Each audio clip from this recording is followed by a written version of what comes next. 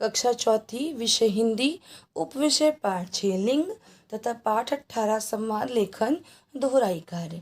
प्यारे बच्चों, आज हम पाठ 6 लिंग तथा पाठ 18 संवाद लेखन का दोहराई कार्य करेंगे। तो चलिए शुरू करते हैं आज का कार्य। पाठ 6 लिंग। बच्चों, सभी नाम या तो स्त्री जाति के होते हैं या पुरुष जाति के होते हैं। देखिए, पढ़िए और समझिए। यह बाघिन है, यह मोरनी की सहेली है, हथनी इनके साथ रहती है।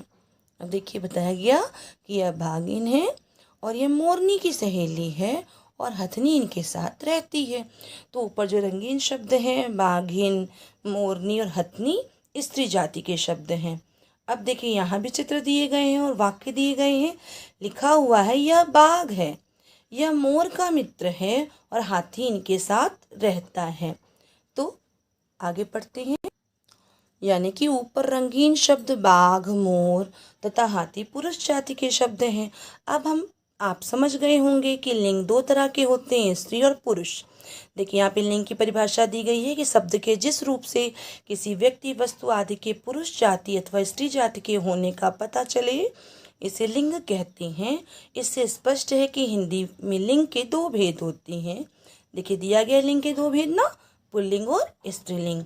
तो पुल्लिंग की परिभाषा दी गई है, जिन संज्ञा शब्दों से पुरुष जाति का बोध होता है उन्हें पुल्लिंग कहते हैं, जैसे अध्यापक, राजा, पिता, भाई, मित्र, पेड़, सिंह आदि। और देखिए, यहाँ चित्र भी दिए गए हैं। स्त्रीलिंग, जिन संज्ञा शब्दों से स्त्री जाति का बोध होता है उन्हें स्त्रीलिंग कहते हैं, जैसे अध्यापिका, रानी, माता, बहन, सहेली, कुर्सी आदि। और देखिए, यहाँ चित्र भी दिए गए हैं।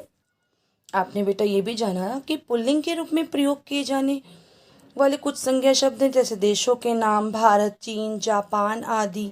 पर्वतों के नाम, जैसे कि अरावली, हिमालय, विंध्याचल आदि। महीनों के नाम, जैसे कि जनवरी, फरवरी, मई आदि। दिनों के नाम, जैसे कि सोमवार, मंगलवार, बुधवार आदि। ग्रहों के नाम में, जैसे कि पृथ्वी को छोड़कर चंद्रमा, राहु, सूर्य, शुक्र आदि। और अनाजों के नाम, जैसे कि गेहूं, चना, चावल, मटर आदि। तो आप कह सकते हैं, देशों में पर्वत, महीनों में दिन, ग्रहों और अनाजों के नाम, ये है पुल्लिंग। ठीक है, ये आप याद कर सकते हैं इस प्रकार से। अब स्त्रीलिंग के रूप में प्रयोग किए जाने वाले कुछ संज्ञा शब्द जानते हैं, जैसे नदियों के नाम, गंगा, सरस्वती, सतलुज, यमुना आदि। भाषाओं, बोलियों और लिपियों के नाम, जैसे कि हिंदी, पंजाबी, देवनागरी, हरियाणवी आदि। तिथियों के नाम, जैसे पहली, दूसरी, तीसरी आदि। और जिन शब्दों के अंत में ई की मात्रा आती है वे शब्द स्त्रीलिंग होते हैं, जैसे कि नारी, चूड़ी, चांदी, मक्खी आदि। तो कुछ ऐसे संज्ञा शब्द भी होते हैं बेटा, जिनका दोनों लिंगों के साथ में समान रूप में प्रयोग होता है, जैसे कि राष्ट्रपति, प्रोफेसर, इंजीनियर, डॉक्टर, पायलट आदि। यहाँ पे कुछ पुल्लिंग और स्त्रीलिंग शब्द दिए गए हैं, चलिए इन्हें भी पढ़ते हैं और दोहराते हैं।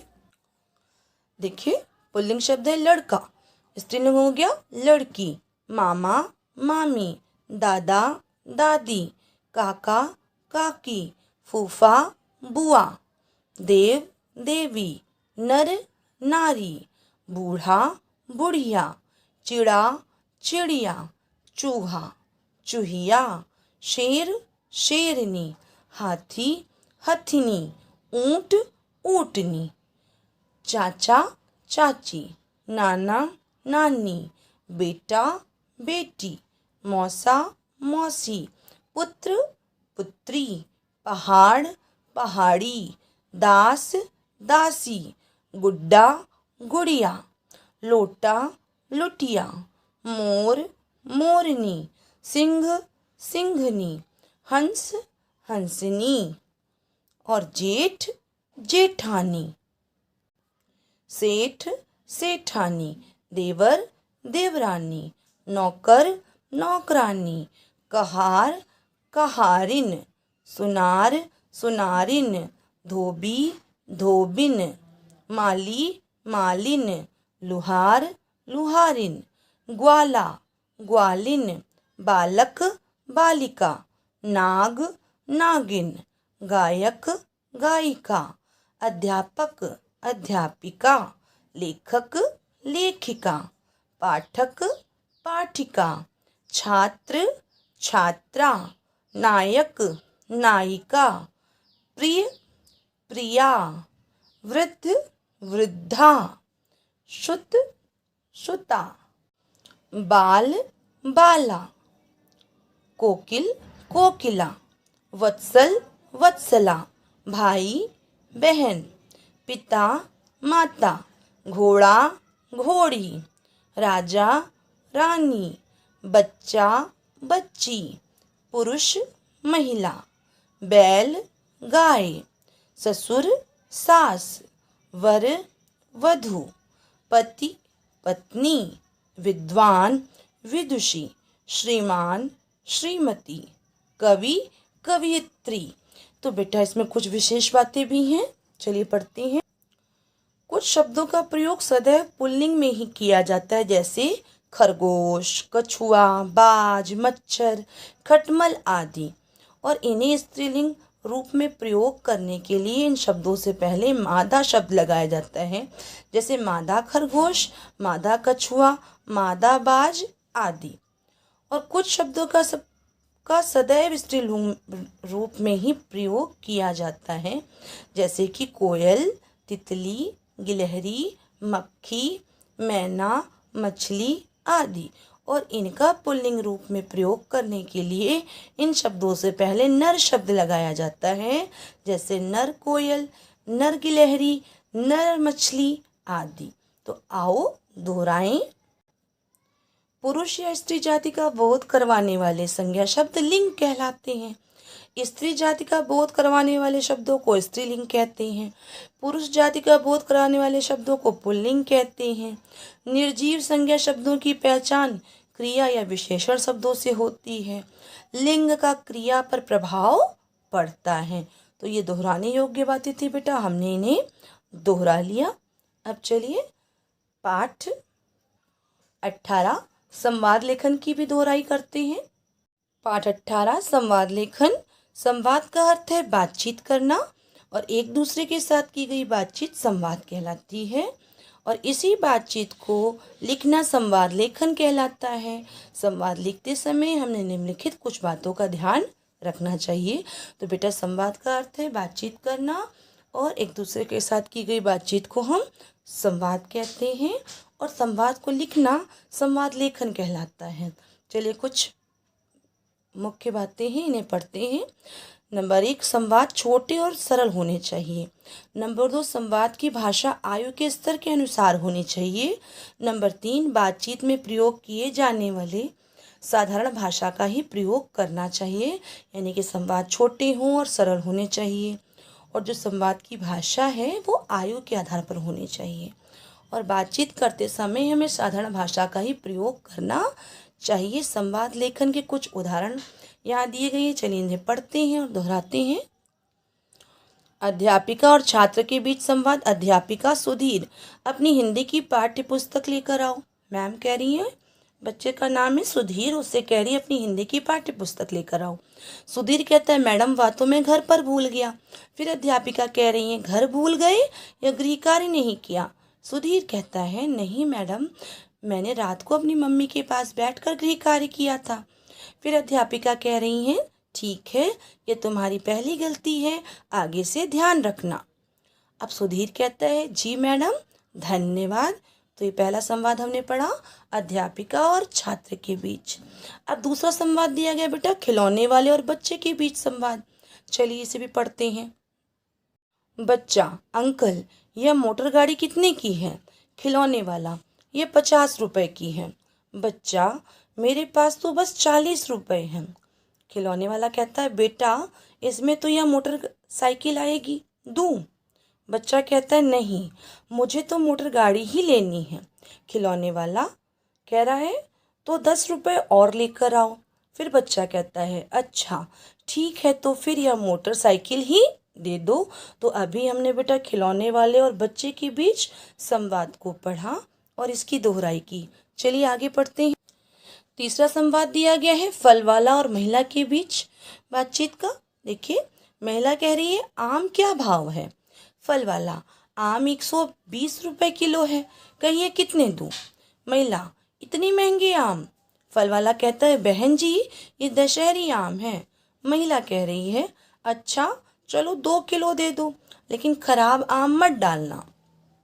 फल वाला, आप कोई भी आम उठाकर देख लीजिए, हीरा है हीरा। महिला, अच्छा अच्छा ठीक है, ये लो 240 रुपए। फल वाला, धन्यवाद बहन जी। तो इस प्रकार से हमने फल वाला और महिला के बीच हुई बातचीत की भी दोहराई कर ली बेटा। अब चलिए अभ्यास कार्य। देखिए, अभ्यास कार्य में पहला दिया गया था प्रश्न आपको कि खेल को लेकर दो मित्रों के बीच हुई बातचीत लिखिए। चलिए इसकी भी दोहराई करते हैं। खेल को लेकर दो मित्रों के बीच बातचीत। दो बच्चे हैं जिनमें एक का नाम है गर्व और दूसरे बच्चे का नाम है अमन। गर्व कहता है अमन चलो हम बैडमिंटन खेलते हैं। अमन कह रहा है हाँ गर्व, मेरे पास अच्छी चिड़िया है। चिड़िया बेटा मतलब शटलकॉक। अब गर्व कहता है तो मैं बैडमिंटन लाता हूँ, तुम चिड़िया ले आओ। अमन, हाँ ठीक है। गर्व कह रहा है क्या तुम्हें पता है इससे एकाग्रता बढ़ती है। अमन, नहीं, यह कैसे होता है। गर्व, जब हम खेलते हैं तब हमारा पूरा ध्यान चिड़िया पर होता है। गर्व कहता है खेल को लेकर दो मित्रों के बीच बातचीत है बेटा। दो मित्र हैं, एक का नाम है गर्व और दूसरे का नाम है अमन। गर्व कहता है अमन चलो हम बैडमिंटन खेलते हैं। अमन, हाँ गर्व, मेरे पास अच्छी चिड़िया है। चिड़िया मतलब बेटा शटलकॉक। गर्व कहता है तो मैं बैडमिंटन लाता हूँ, तुम चिड़िया ले आओ। अमन, हाँ ठीक है। गर्व, क्या तुम्हें पता है इससे एकाग्रता बढ़ती है। अमन, नहीं, यह कैसे होता है। गर्व, जब हम खेलते हैं तब हमारा पूरा ध्यान चिड़िया पर होता है, यानी कि शटलकॉक पर होता है। अमन, हाँ ये तो मुझे पता ही नहीं था, शुक्रिया, चलो खेलें। तो इस प्रकार से बेटा हमने खेल को लेकर दो मित्रों के बीच बातचीत को अभी पढ़ा। और अब चलिए जन्मदिन की बधाई देते हुए दो सहेलियों की बातचीत को पढ़ते हैं। श्रेया, आओ कृतिका, तुम्हें देखकर बहुत खुशी हुई। यानी कि दो सहेलियां हैं, एक का नाम है श्रेया और दूसरे का नाम है कृतिका। कृतिका, श्रेया तुम्हें जन्मदिन की बहुत बहुत बधाई। श्रेया, धन्यवाद, आओ बैठो। कृतिका, ये लो तुम्हारे जन्मदिन का उपहार। श्रेया, धन्यवाद, उपहार की क्या जरूरत थी। कृतिका, जरूरत क्यों नहीं थी, आखिर तुम मेरी सबसे प्रिय सहेली हो। श्रेया, चलो आओ, कुछ जलपान का प्रबंध किया है, तुम भी कुछ ले लो। तो इस प्रकार से बेटा हमने जन्मदिन की बधाई देते हुए दो सहेलियों की बातचीत को पढ़ा और जाना। अब चलिए आज का गृह कार्य। गृह कार्य के रूप में मैंने आपको बेटा पाठ 6 लिंग तथा पाठ 18 संवाद लेखन से संबंधित प्रदत्त कार्य को करने के लिए दिया है। प्रश्न 1 देखिए दिया गया है, सही विकल्प पर सही का निशान लगाइए। क स्त्रीलिंग शब्द है गंगा, चीन, मई। ख पुल्लिंग शब्द है मंगलवार, हिंदी, छात्रा। ग सम्राट का स्त्रीलिंग रूप है सम्राटी, सम्राज्ञी, सम्राटिन। श्रेया, आओ कृतिका, तुम्हें देखकर बहुत खुशी हुई। यानी कि दो सहेलियां हैं, एक का नाम है श्रेया और दूसरे का नाम है कृतिका। कृतिका, श्रेया तुम्हें जन्मदिन की बहुत बहुत बधाई। श्रेया, धन्यवाद, आओ बैठो। कृतिका, ये लो तुम्हारे जन्मदिन का उपहार। श्रेया, धन्यवाद, उपहार की क्या जरूरत थी। कृतिका, जरूरत क्यों नहीं थी, आखिर तुम मेरी सबसे प्रिय सहेली हो। श्रेया, चलो आओ, कुछ जलपान का प्रबंध किया है, तुम भी कुछ ले लो। तो इस प्रकार से बेटा हमने जन्मदिन की बधाई देते हुए दो सहेलियों की बातचीत को पढ़ा और जाना। अब चलिए आज का गृह कार्य। गृहकार के रूप में मैंने आपको बेटा पाठ 6 लिंग तथा पाठ 18 संवाद लेखन से संबंधित प्रदत्त कार्य को करने के लिए दिया है। प्रश्न 1 देखिए दिया गया है, सही विकल्प पर सही का निशान लगाइए। क स्त्रीलिंग शब्द है गंगा, चीन, मई। ख पुल्लिंग शब्द है मंगलवार, हिंदी, छात्रा। ग देखिए सम्राट का स्त्रीलिंग रूप है सम्राटी, सम्राज्ञी, सम्राटिन। प्रश्न 2 निम्नलिखित शब्दों के लिंग बदलकर लिखिए। क नारी, ख पत्नी, ग चूहा, घ लोटा, अंगा बंदर, च बैल। आपको दिए गए शब्दों के लिंग बदलकर लिखने हैं। प्रश्न 3 क्रिया शब्द के आधार पर उचित लिंग शब्द से रिक्त स्थान भरिए। क खाली स्थान कक्षा में पढ़ा रही हैं, शिक्षक या शिक्षिका। ख खाली स्थान पेड़ की डाली पर बैठी है, चिड़िया या चिड़ा। प्रश्न 4 रेखांकित शब्दों के लिंग बदलकर वाक्य दोबारा लिखिए। क गायिका गीत गाती है, आपको इस वाक्य में लिंग बदलना है फिर दोबारा लिखना है। ख माताजी पत्र पढ़ रही हैं। प्रश्न 4 देखिए दिया गया है, खिलौने वाले और बच्चे के बीच हुई बातचीत लिखिए। आपको बेटा इस कार्य को सुंदर लेख में फॉर्मेट बनाकर अपनी कॉपी में करना है और याद भी करना है। धन्यवाद।